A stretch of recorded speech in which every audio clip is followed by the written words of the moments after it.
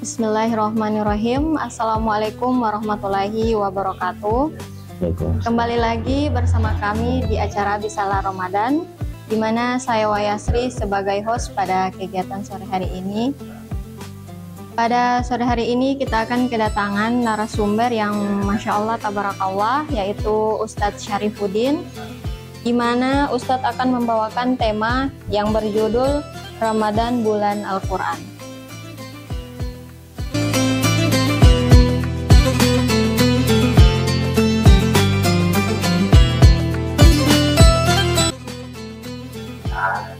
Ya teman-teman, di samping saya sudah ada Ustadz Syarifuddin.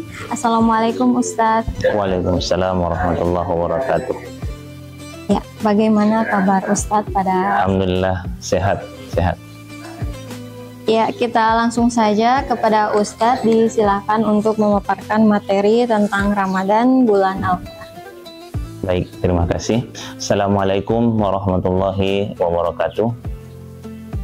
Alhamdulillah wassalatu wassalamu ala rasulillah wa ala alihi wa sahbihi wa mawala. Alhamdulillah, di kesempatan sore hari ini kita kembali di program Bisalah Ramadan. Kita bersyukur semoga kegiatan ini terus bisa tayang menemani masyarakat kaum muslimin dan muslimat insya Allah sampai akhir Ramadan. Salam dan salam semoga tetap tercurah limpahkan kepada baginda kita, junjungan kita Nabiullah Muhammad Sallallahu Alaihi Wasallam. Kaum muslimin dan muslimat yang berbahagia, di kesempatan sore hari ini kita bahas bahwa Ramadan adalah bulan Al-Quran. Mungkin ada yang bertanya, kenapa sering dan selalu kita dengar istilah Ramadan bulan Al-Quran? Ya, di mana-mana penceramah membahas Al-Quran di bulan Ramadan. Karena memang ada kaitan yang sangat erat antara bulan Ramadan dengan Al-Quran. Ya, mengapa bisa disebut sebagai bulan Al-Quran? Yang pertama dari waktu turunnya, di mana Al-Quran memang diturunkan oleh Allah Subhanahu Wa Taala di bulan Ramadan. Ini berdasarkan dalil Al-Quran yang pertama. Allah berfirman dalam surah Al-Baqarah ayat 185, Syahrul Ramadan alladzi unzila fihi al-Qur'an hudan linnas wa bayyinatin minal huda wal furqan. Bahwa bulan Ramadan adalah bulan di mana Allah Subhanahu wa taala menurunkan kitab suci Al-Qur'an. Jadi ini penjelasan pertama dari sisi waktu turunnya, bahwa memang Al-Qur'an turun di bulan Ramadan. Meskipun ayat ini masih secara umum, belum secara spesifik di Ramadan yang keberapa. Apakah Ramadan 10 pertama, 10 kedua Ramadan, atau 10 ketiga di bulan Ramadan. Nah, kita bisa melihat ayat yang lain, misalnya di surah Al-Qadar, Inna anzalnahu fi Lailatul Qadar.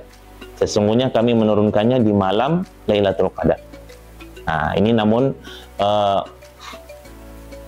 ada beberapa perbedaan pendapat para ulama tentang waktu turunnya ini. Semua sepakat di bulan Ramadan, tapi sisi perbedaannya adalah ada yang memutuskan untuk meyakini turunnya di 17 Ramadan, ada yang meyakini di malam Lailatul Qadar. Nah, kalau malam Lailatul Qadar kan yang umum kita ketahui berarti berada di 10 hari terakhir bulan Ramadan.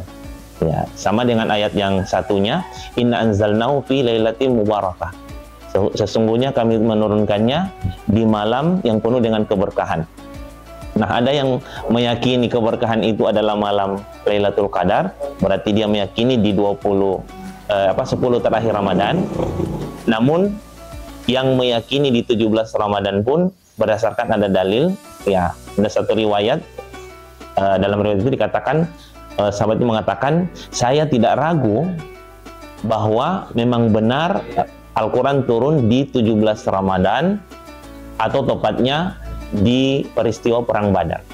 Ya, tapi bagi kita tidak terlalu penting untuk memperdebatkan perselisihan ulama tentang waktu turunnya. Yang terpenting bagi kita, terutama dalam pembahasan kita di hari ini, sore hari ini, adalah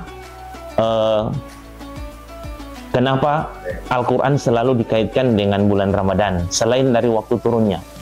Ada hal yang terpenting sebenarnya yang harus kita sering ulangi, bahwa nilai dari membaca dan mentadabburi maknanya di bulan Ramadan itu yang jauh lebih penting. Karena insya Allah tidak akan ada pertanyaan nanti di akhirat nanti, di waktu kapankah Al-Quran diturunkan. Ya, insya Allah tidak ada pilihan A, B, C. Insya Allah tidak ada akan pertanyaan apakah A di 17 Ramadan atau B di 10 hari terakhir. Insya Allah tidak ada pertanyaan malaikat yang akan mempermasalahkan apakah kita itu harus yakin di 17, karena masing-masing memiliki dalil dan argumen tersendiri. Yang terpenting bagi kita adalah kita melihat bagaimana Nabi memfokuskan diri untuk dekat dengan Al-Quran selama bulan Ramadan. Bagaimana Imam Malik meninggalkan bahkan kajian-kajian agamanya yang begitu penting di Masjid Nabawi, ditinggalkan semua dan fokus untuk dekat dengan Al-Quran. Ya, begitu juga Imam As-Sawri. Beliau bahkan meninggalkan beberapa ibadah yang dianggap kurang penting, lalu fokus untuk dekat dengan Al-Quran. Ya, jadi titik fokus kita selama bulan Ramadan adalah hal yang terpenting harus kita perhatikan, adalah setidaknya kita bisa menyentuh dan membaca, kalau perlu sedikit-sedikit kita tadabburi melalui, kalau orang yang tidak paham bahasa Arabnya, barangkali bisa sedikit membaca terjemahan dari Al-Quran ini, sehingga ada makna yang bisa ditadabburi, bagaimana kekuasaan, keagungan Allah Subhanahu wa Ta'ala yang ada melalui ayat-ayat dalam Al-Quran. Barangkali untuk materi kali ini saya cukupkan. Terima kasih.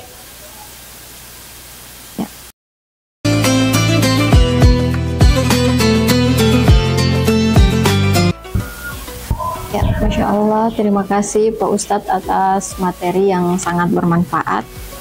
Mungkin di sini ada beberapa pertanyaan dari saya. Yang pertama itu, apakah ada ancamannya jika umat Islam tidak peduli dengan Al-Quran? Ya, terima kasih.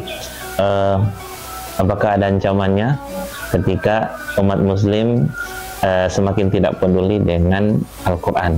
Karena ini memang satu fenomena yang tidak bisa kita pungkiri, bahwa di rumah-rumah kaum muslimin Al-Quran tinggal kebanyakan menjadi sebuah pajangan yang menghiasi lemari dari umat Islam saat ini, dan semakin jarang untuk disentuh. Ini satu peringatan bagi kita semua, termasuk pribadi saya, bahwa ada ayat Al-Quran yang memberikan penjelasan bahwa kita harus berhati-hati dengan kelalaian terhadap Al-Quran. Karena Nabi kita yang begitu ramahnya, yang begitu care terhadap umatnya, bahkan di akhir hayatnya beliau itu mengucapkan kata ummati, saking pedulinya. Bahkan bagaimana beliau dalam perintah menerima sholat itu meminta keringanan, itu semua demi umatnya, agar tidak memberatkan. Tapi mengapa ternyata ada satu ayat dalam Al-Quran itu yang menyebutkan bahwa Nabi itu mengadu kepada Allah Subhanahu wa Ta'ala. Dalam Al-Quran disebutkan, wa qala rabbi inna qaumi ittakhadhu hadzal qur'ana mahjura. Ya, Nabi Muhammad mengatakan, wahai Tuhanku, sesungguhnya umatku menjadikan Al-Quran ini sebagai sesuatu yang tidak diacuhkan lagi. Ya, bahasa kasar kita, kalau Nabi telah mengatakan sesuatu yang berbentuk pengaduan, seakan-akan kalau bahasa kita, ya Allah terserah engkau saja bagaimana mau memperlakukan umatku yang sudah seperti ini. Karena Nabi Muhammad tidak kita kenal dengan sifat ingin mengadukan hal-hal negatif terhadap umatnya. Tapi dalam persoalan Al-Quran, ada ayat yang menjelaskan bahwa beliau mengadukan di hari akhirat nanti, ya Allah, wahai Tuhanku, sesungguhnya umatku telah menjadikan Al-Quran menjadi sesuatu yang tidak diacuhkan lagi. Sehingga ini menjadi satu perhatian bagi kita, bahwa kita harus memperhatikan Al-Quran, ya. Ya, kita ini memang semakin nampak bagaimana kita tidak peduli. Yang lebih parah lagi, kita semakin minder untuk memegang-megang Al-Quran. Beda dengan umat-umat lain. Mereka kemana-mana beribadah, dengan pedenya menyenteng dan membawa kitab suci mereka. Dan kita menampakkan rasa tidak percaya diri ketika kita membawa dan memegang Al-Quran. Itu saja, Bang. Subhanal Malikil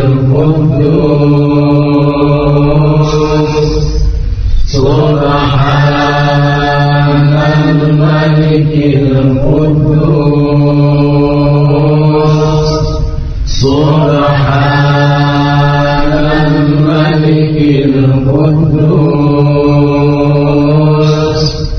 Subuhun Quddusun Rabbuna Rabbul Malaikati war-ruh, Subuhun Quddusun Rabbuna Rabbul Malaikati war-ruh, Subuhun Quddusun Rabbuna Rabbul Malaikati war-ruh. Asyhadu an la ilaha illallah, astagfirullah. Nas'aluka al-jannata wa na'udzu bika minan nar. Asyhadu an la ilaha illallah, astagfirullah.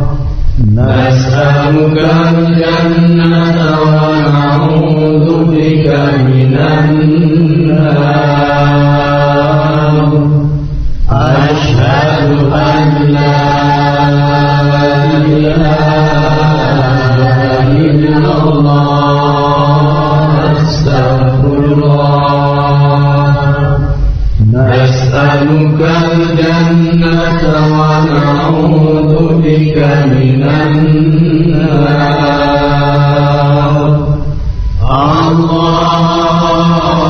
Allahumma innaka afuwwun tuhibbul afwa fa'fu 'anna.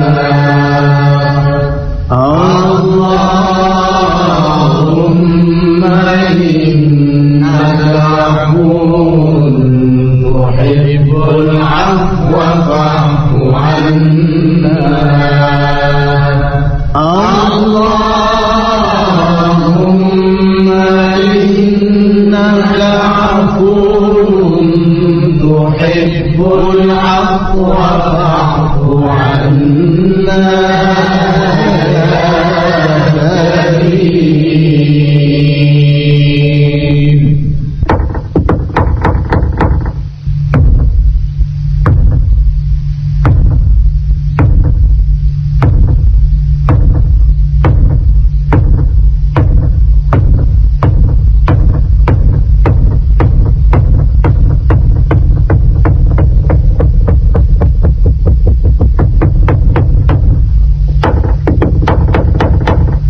Bismillahirrahmanirrahim. Allahumma laka sumtu wa bika amantu wa ala rizqika aftartu.